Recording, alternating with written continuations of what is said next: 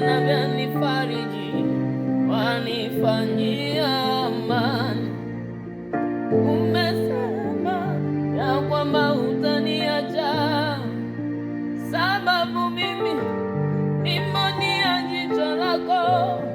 Bwana wanitazama asubuhi, mchana, jioni. Bwana wewe Mungu wa baraka, amenifanyia amani, amenifanyia amani, kaondoa huzuni yangu, kanifanyia amani,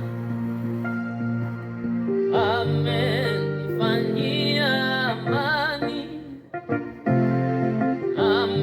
amenifanyia amani, kaondoa huzuni yangu, kanifanyia amani, amebadilisha machozi yangu, yamekuwa ni furaha yangu.